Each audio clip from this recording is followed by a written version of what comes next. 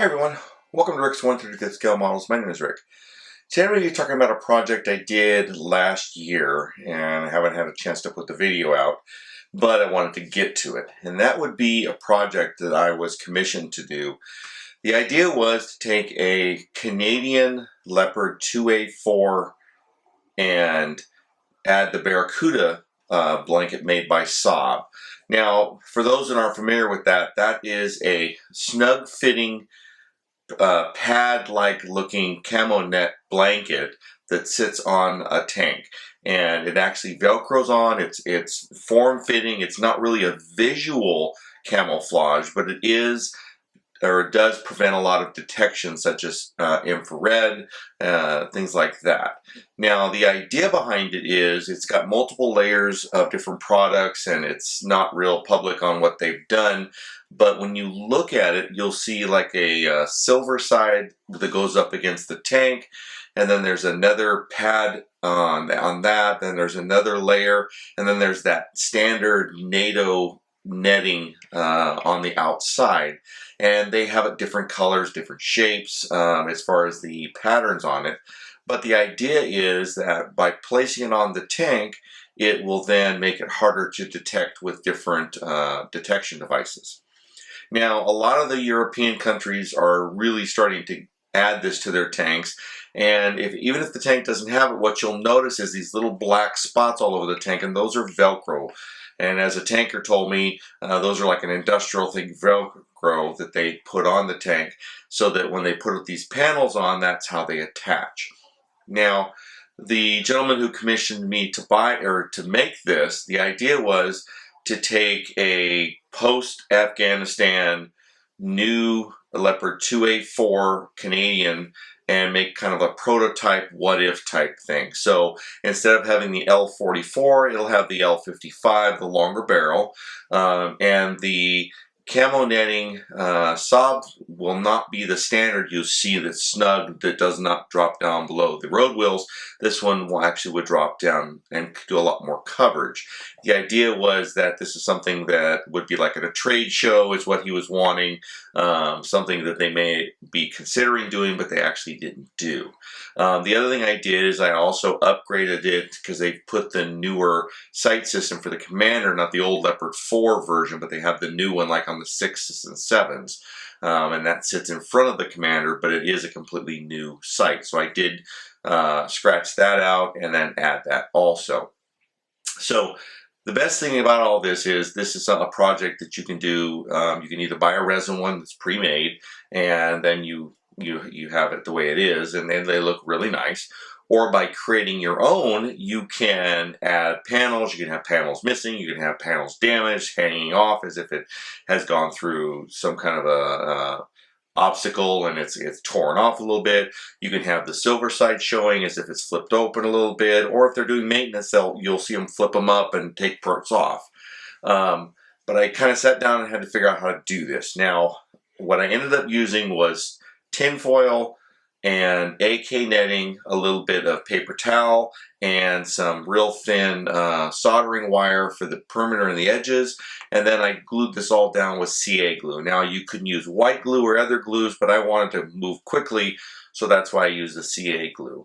And it kind of started one direction, and as I go through it, you'll see how I developed the whole idea and really refined how to make it work. So I want to show you how I did that and then show you the final results. So here we go. So I'm taking AK netting number 1 or type 1, and I'm going to open it all up, and then I'm going to remove the little perimeter excess here. After that, I'm going to take and, for lack of a better word, kind of tease it out and expand it all. You've got to pull a little bit of force, but be real gentle so you don't tear it. The idea here is to get it opened up and broke so that as you pull it apart, it naturally will create a nice texture. Once that's done, I'm going to pin it up so it's not sitting on the ground. The idea here is to have it nice and stretched, and so when I add the white glue, that it'll dry and stay opened up. A diluted white glue, about 50-50, water and white glue, and then gonna liberally soak it all by painting it and then making sure that I kind of put a little bit of air pressure on it after I've painted the whole thing so that no spots or big clumps continue to stay there. Once this dries, it'll be a lot more stiff, and I'll be able to go to the next stage of this process. Initially, I took a paper towel and I wanted to glue the netting to it to create that two-layered effect I was looking for. This actually ended up being unnecessary, so although I did do it initially in the first parts of the project, I stopped later on because it just added too much thickness and it was too stiff when I wanted to bend the parts. If you're going to be doing something like a hanging net or something, this might be a good idea, but for just your regular layman's, just the tin foil and the netting will be sufficient. So you will see it sometimes through this project, this part, but later on you'll see I don't use it at all. Now the process is to take a piece of paper and create a template. That's what I'm doing here, and you can see I've made some of them already. Part of it is you really have to look at the blanket you're building for the vehicle you're doing and how they put it on. What normally you'll see is it'll have one edge that's underneath another edge with a Velcro strip, and then the rest of it will have a nice sewed seam around it, which you'll see me create here shortly. But initially, I just create the paper template, and then what I was doing is gluing it on a piece of tin foil, and then it's easy to, from there, know how it all goes. Now, the only disadvantage of this is it also made a real stiff product, so this was another part I ended up not doing anymore. It ended up being too thick, but like I said, it was a nice idea. Here you can see me adding the little perimeter edge, and I'm just using the wire. It worked out perfectly, and it's already damp from the glue, so I just lay that out. That gets me a nice perimeter, and put a little bit of glue, let it cure, and then I'll follow that up by cutting that out.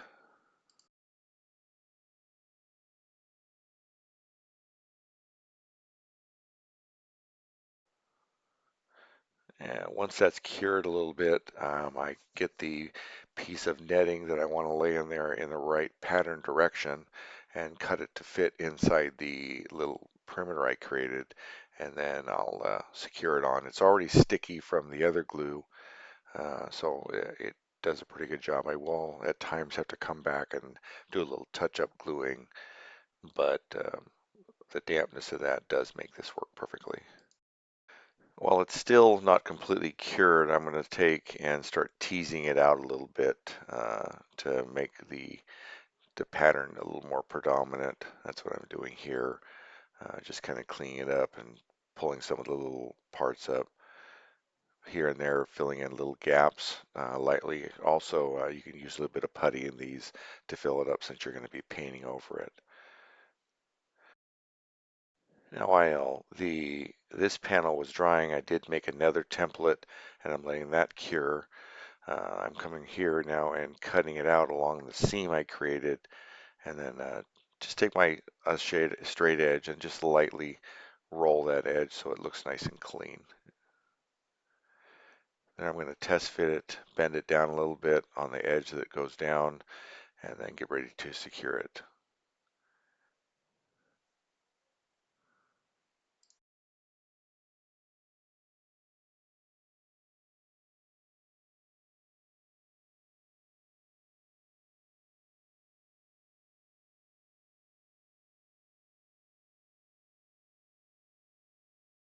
And here you can see I'm repeating the same process for the last one I just did.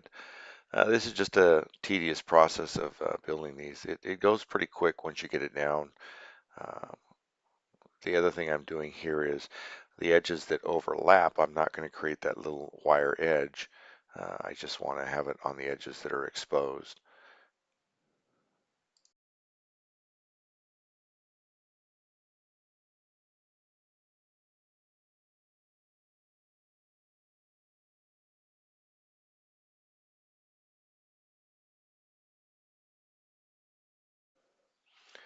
Once I got it all secured the way I want it and everything's good, I'm going to start laying the netting. The advantage to here is the really liquidy CA glue starts curing pretty quick, but then there's some wet areas. So you've kind of got to work diligently and not glue yourself to the project, which I did about 100 times in this process. But it does make, like I said, a really nice results. Once again, when you make these little net parts, you've got to make sure that the pattern is in the right direction you're looking for, uh, depending on how you're doing it. Now, after I made these panels on the one I'm painting now, you can see just a brief glimpse of it there, the little edge that sticks out with no netting. That's the Velcro part that goes underneath the other one. You will notice that. I'm priming it here and getting ready to paint it.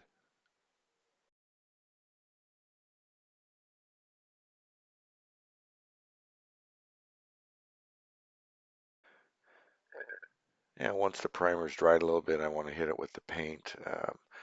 One of the things I thought after doing this project is I might have got better results had I painted the tinfoil the under darker color and then pre-painted the netting and then secured it. I'm not sure how that would have looked, but sometimes you'll notice on this it's darker underneath.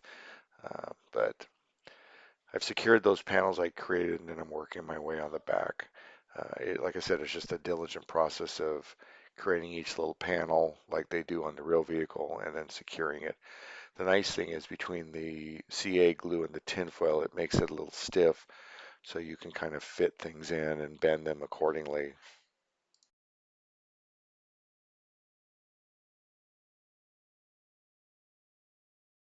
One of the biggest things to remember in this kind of a project is you really need to get some decent pictures of the vehicle you're making netting for and look at how they make their net panels and then recreate them. That'll give you a lot more authentic look in the whole procedure.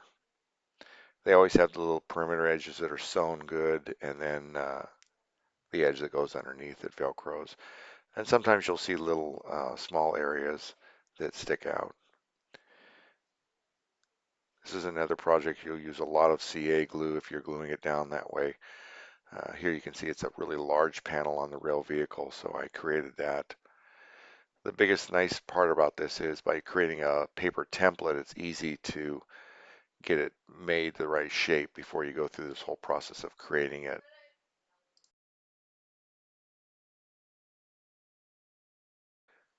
The other part is you'll have little bits here and there. Well, those are good to make these little covers. You'll notice on the real vehicles, they do have these small little flaps and things that cover different items. Here I'm doing one of the periscopes. From there, I was working on the barrel. Now, the barrel was a little bit more challenging, so what I decided to do on that was to pre-glue the tinfoil and then follow up with the netting on the outside of that and kind of build it on the vehicle.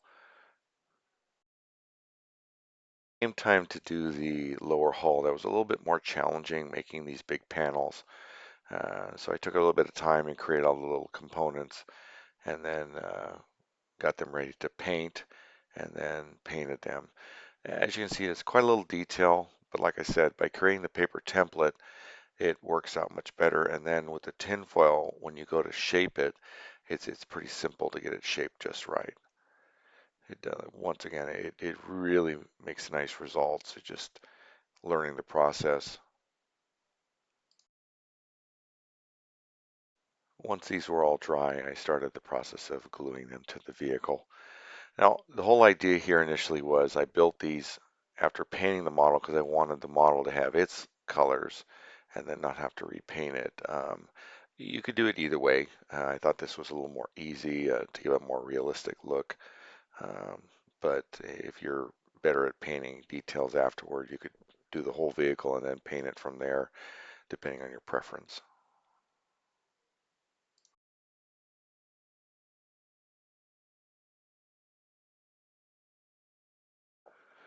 Now here I took a little bit of tinfoil and rolled it into a tube and then flattened it.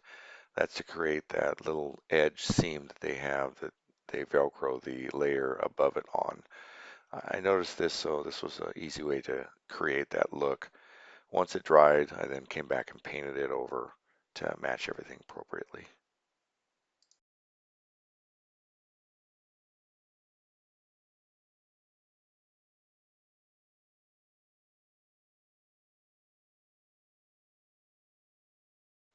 Here you get a look at me just creating the template. The idea here, like I said, is to get it as close as possible, and then you turn around and trace it onto the tinfoil, and then you lay the wire in accordingly. Just like I said, a slow process. Take your time, and it's not really expensive. If you make a mistake, you just start with a new piece of paper and get it to fit just right.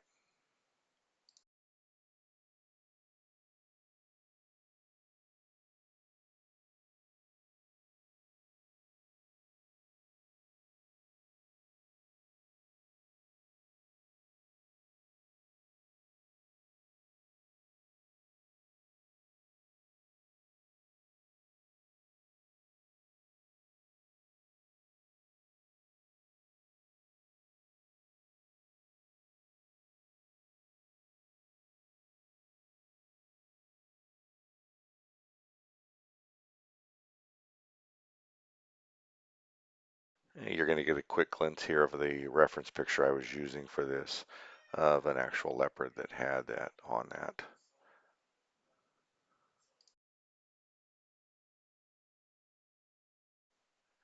As I mentioned earlier a couple times, it was easier in retrospect to create a template and then draw it onto the tinfoil, which is what I'm doing here. This made a thinner sheet, and then it was a little easier to manipulate on some of the rounded and multi-angled edges I had to match.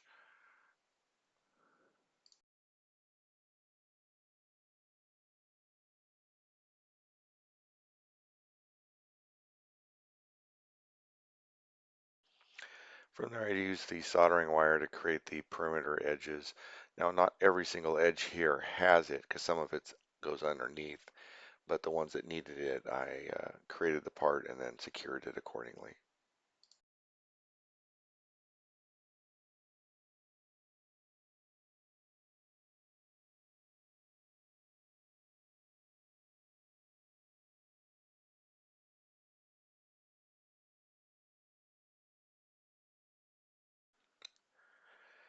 Now, without having the paper glued down, there's no glue on this. So what I had to do is get the part to match and then put the glue down, and then from there stick the part on. This always proved to be a little bit of a challenge because obviously it wants to glue to your fingers and it goes right through the netting. But by having the netting all pre-white glued, it was stiffer, so it was easier to kind of lay it out and create the edges. One of the things you'll notice is there's some parts that aren't 100% matching there. Well, it's pretty easy with this netting to patch those areas. I was able to do that and blend it in.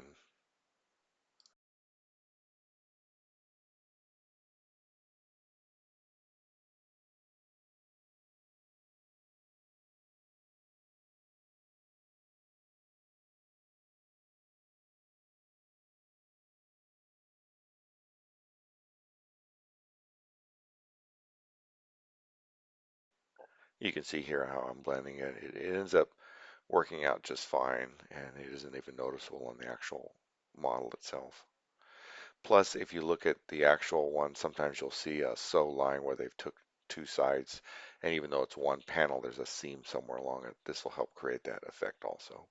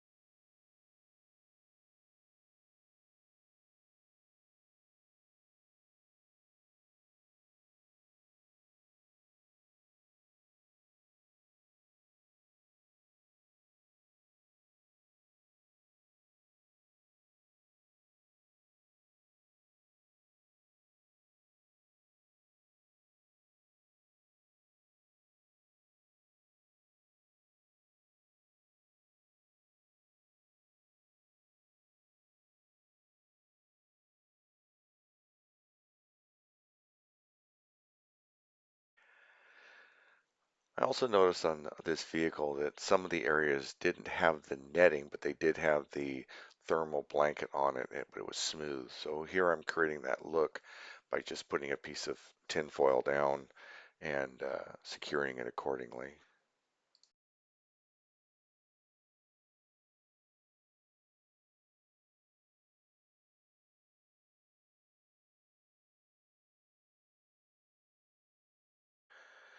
From there, I took and primed it and got it ready to be painted. The nice thing with having the airbrush is I can get pretty close without totally messing up the other paint job. As I said before, it may be easier to put this on and then paint the model. I did have to do a little bit of touch up here and there, but it all worked out great.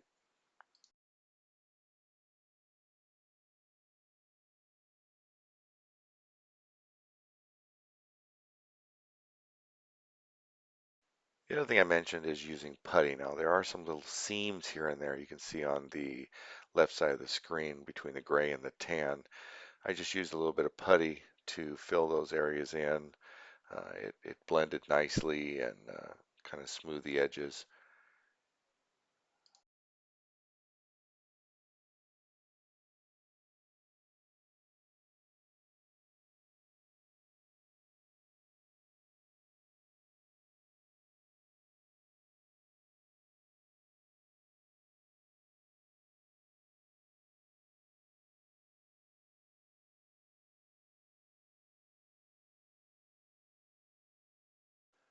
Once this was all done, I then painted it the tan color and then later on would come back and touch up all the green paint.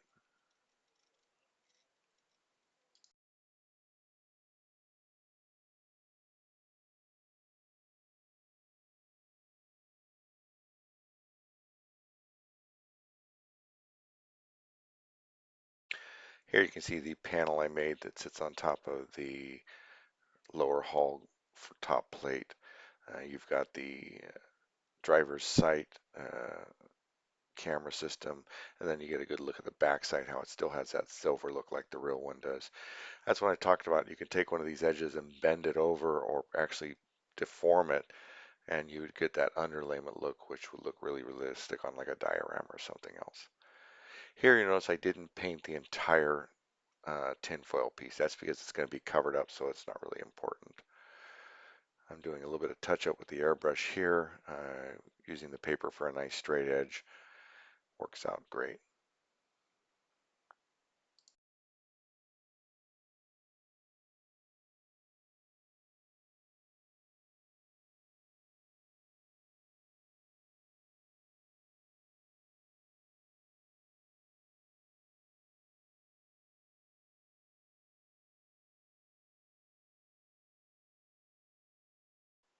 Once this was all done, I secured the top plate on this front of the tank and then got ready to move on to the next stage.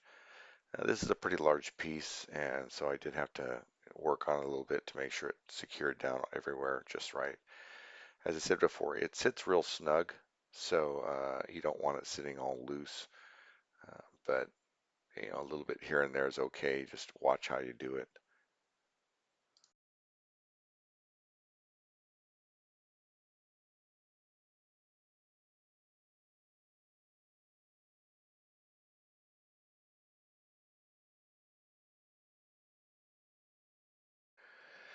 Now I put the slate armor on the back, and in retrospect, I should have left it off until I put this armor on. It made it a little harder, but it still worked out fine. There's a lot of extra details I had to kind of create in here and piecemeal together to get it patched and looking just right. You'll kind of see a little bit of the process here.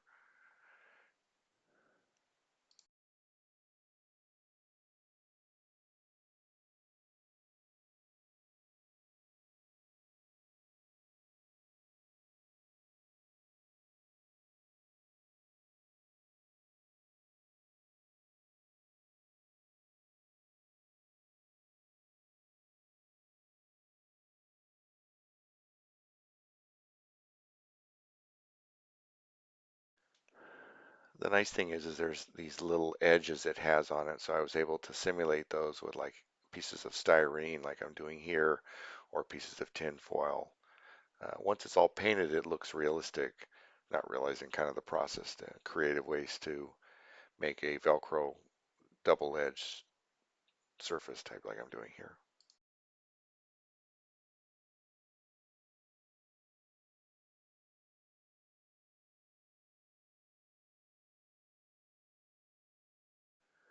Pretty much figured that was the way to go, so I'm now gluing all these down to the tank. I'll come back and paint them up, and they'll look perfect.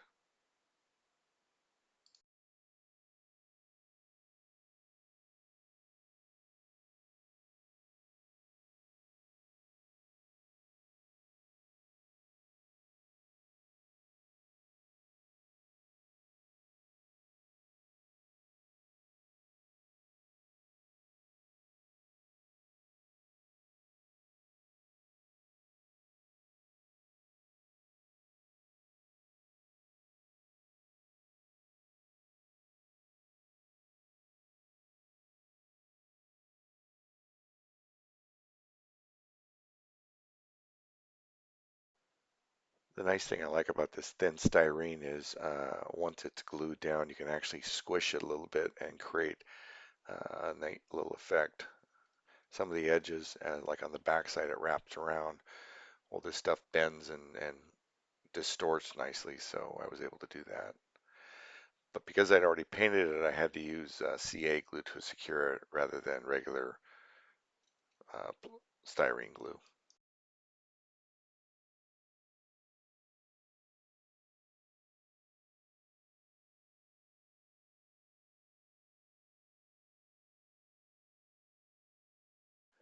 Now I did notice there's a nice sew line on these, so I used my wire to create that effect here by laying it up there.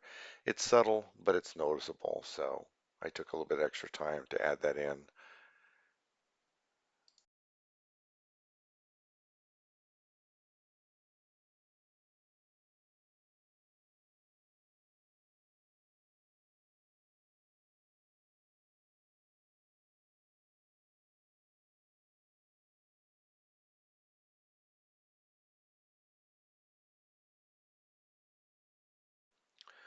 Once this was all done, I secured the panels that I had already created in, got them all nice and glued down, and then came back and did my touch-up painting.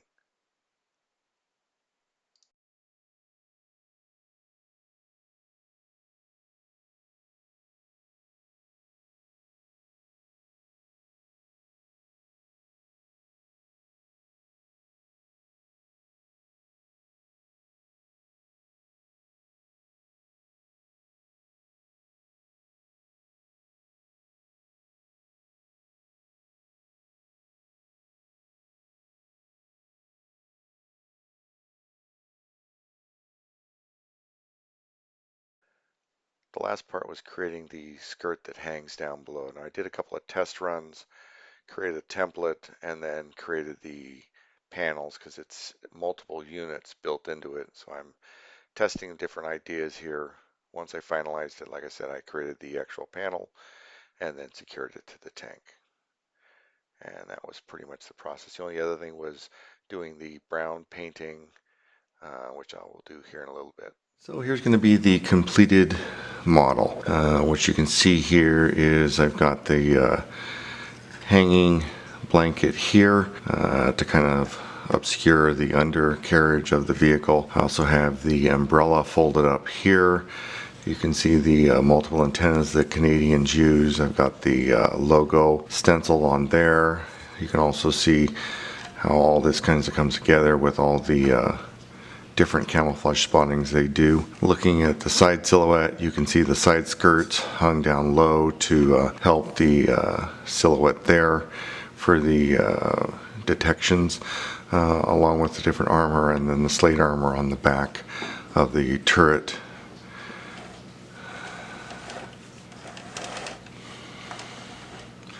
Looking at the opposite side, you can see the same effect over here. Some of the open points you'll have normally along with the sighting area here. Coming around the back, you can see how this isn't really covered up. Some of the blankets you'll see do cover this area over here, but with the slate armor, the Canadians didn't do that. So overall, really nice results with the product. As I had said, a little bit of a process, quite a learning curve. Hopefully by watching this video, anybody who wants to do this project will not make all the same mistakes and be a little more efficient on the production process. But once again, outstanding results, really comes together nicely. Anyway, everyone, thanks for watching. Take care. Happy modeling. Please, if you have any questions or comments, as usual, get me on Facebook or ask questions within the video itself. I'll always get back to you.